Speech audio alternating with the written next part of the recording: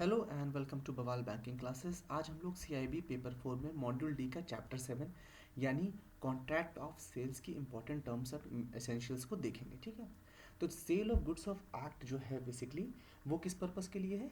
वो गुड्स के सेल और परचेज पर्पस के लिए है, जो भी मूवेबल गुड्स हैं उनके लिए with in the country territory. ठीक है, ये जो वीडियो है ये एजुकेशनल पर्पसेस के लिए है। Please go through the corporate disclaimer that this video is for educational purpose only.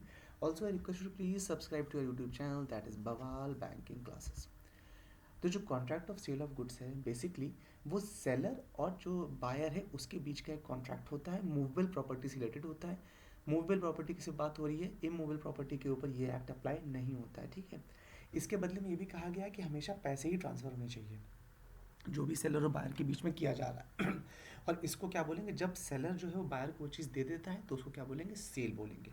Goods का मतलब है स्टॉक्स, शेयर्स, ग्रोइंग क्रॉप्स आदि इत्यादि। ठीक है, ये सब मूवेबल प्रॉपर्टी में ही काउंट होंगे। ठीक है, जो भी sale of contract of sale of goods होता है उसके क्या क्या फीचर्स है? पहली बात तो ये बायलेटरल कॉन्ट्रैक्ट होता है, मतलब इसमें कम से कम दो लोग इन्वॉल्व होते हैं, मतलब बायर और सेलर। इसमें हमेशा मनी कंसिडरेशन होता है, मतलब सामान के बदले हमेशा पैसा ही देना है, सामान के बदले सामान नहीं। ठीक है, वो चीज़ अलग है, वस्तु विनिमय की बात नहीं हो रही है। इसमें हमेशा मूवेबल प्रॉपर्टीज़ इन्वॉल्व होती हैं, मतलब कि आप घर मकान दुकान के लिए ये नहीं कर सकते, लैंड और बिल्डिंग खरीद बेच नहीं सकते इस एक्ट के अंतर्गत। इसमें मूवेबल प्रॉपर्टी की बात होती है। ठीक है, जो एक्ट है वो ये जो कॉन्ट्रैक्ट है ये ओरल या वर्बल दोनों चीज़ों से ही हो सकता है। ठीक है, क्यों ऐसा क्यों कहा गया? भाई आप दुकान पे सामान लेने गए, वो भी तो एक कॉन्ट्रैक्ट ऑफ सेल है। अब क्या आप हर दुकान वाले से कॉन्ट्रैक्ट करते घूमते हैं क्या? राइटिंग में नहीं, ओरली आप देते हैं। आप कहते हैं भाई सामान कितने का, वो रेट बताता है, आप उसका पैसा देते हो, आप चीज़ ले लेते हो, तो वो भी तो contract of sale of goods के अंतर्गत आएगा ना। जो कॉन्ट्रैक्ट है वो ओरल रिटर्न दोनों चीज़ों का होता है, बता चुके हैं। ठीक है, जो कॉन्ट्रैक्ट ऑफ सेल है वो बेसिकली एक जो प्राइस, जो ऑफर जिस पे अग्री करेंगे उसी पे बेचा जाएगा।